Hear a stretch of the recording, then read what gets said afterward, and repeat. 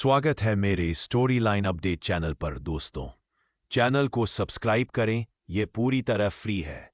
नई और रोमांचक कहानियां मिस ना करने के लिए बेल आइकन दबाएं।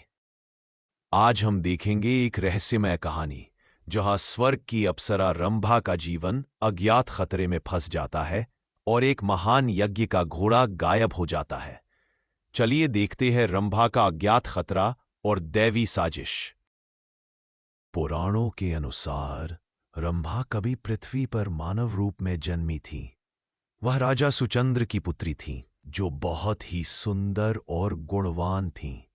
राजा सुचंद्र ने अपनी इस कन्या का विवाह अपार धन संपत्ति के साथ राजा जनमेजय से कर दिया। जनमेजय रंभा की सुंदरता से बहुत प्रभावित हुए और दोनों सुखपूर्वक जीवन बिताने लगे। वे अलग अलग स्थानों पर यात्रा करते और आनंद से समय बिताते।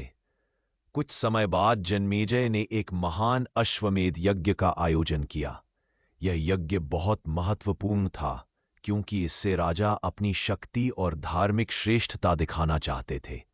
यज्ञ के लिए एक पवित्र घोड़ा छोड़ा गया जिसे यज्ञ के अंत में वापस आना था, लेकिन इंद्र, जो अक्सर यज्ञों में बाधा डालते थे, उस घोड़े को चुरा लेते हैं और उसे जनमेजय के राजप्रसाद में छिपा देते हैं। रंभा, जो उस समय जनमेजय की रानी थी, एक दिन प्रासाद के एकांत हिस्से में उस घोड़े को देखती है। घोड़े की सुंदरता देखकर वह उसके पास जाती है, लेकिन वह घोड़ा वास्तव में इंद्र की माया था। रंभा की अद्भुत सुंदरता देखकर इंद्र मोहित हो जाते हैं और अपने वास्तविक रूप में प्रकट होते हैं। रंभा आश्चर्यचकित होती है, लेकिन वह अपने पति की पत्नी होने के नाते अपनी पवित्रता बचाना चाहती है। इंद्र, जो अपनी शक्ति और वैभव के अहंकार में डूबे थे, रंभा की आपत्ति के बावजूद उसके साथ बलपूर्वक संबंध बनाते हैं। यह घटना रंभा के लिए अत्यंत लज्जाजनक और दुखदायी थी।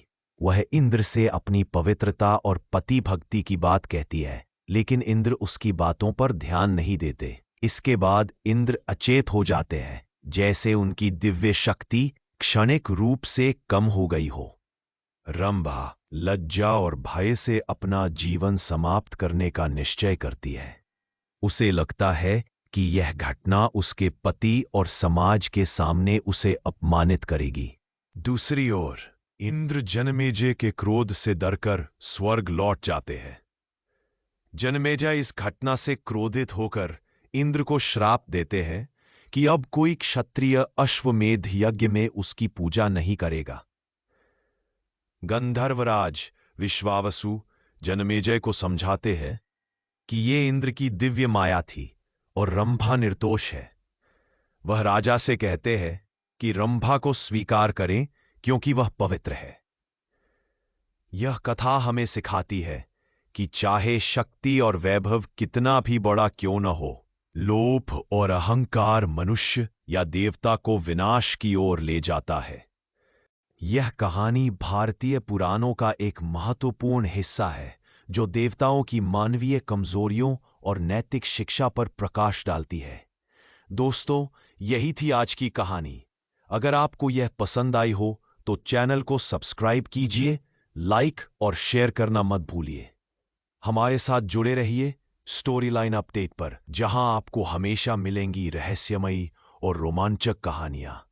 तो मिलते हैं अगली नई और अद्भुत कहानी में। तब तक के लिए धन्यवाद और बने रहिए हमारे साथ।